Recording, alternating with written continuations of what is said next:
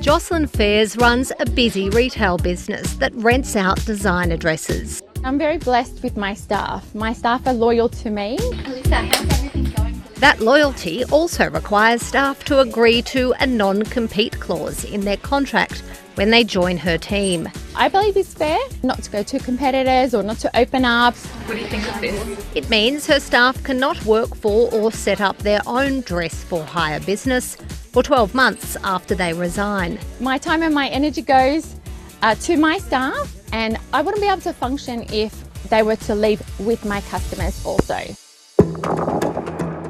Around 3 million workers have non-compete clauses in their employment contracts. The Albanese government will ban them for workers earning up to $175,000 a year.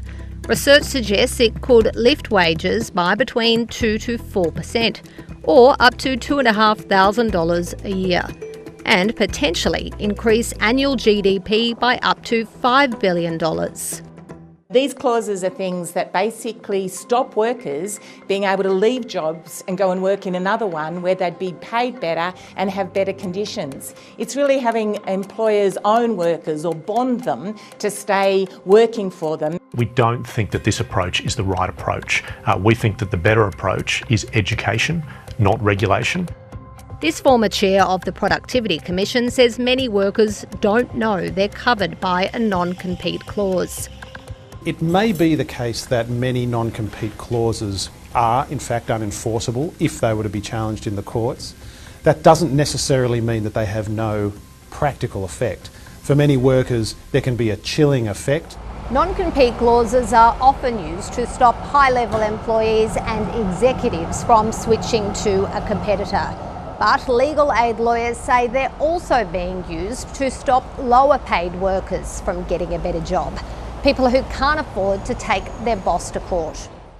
Jocelyn Fairs says without non-compete clauses, her business is at risk.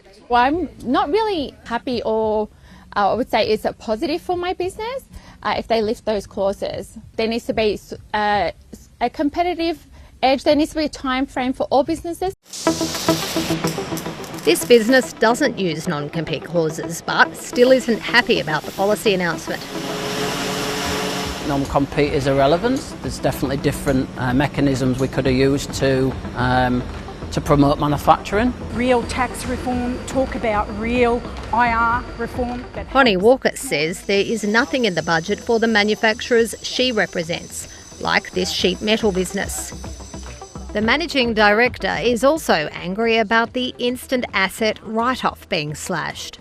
We need real government policy to enable innovation so that manufacturers can grow from small to medium to large.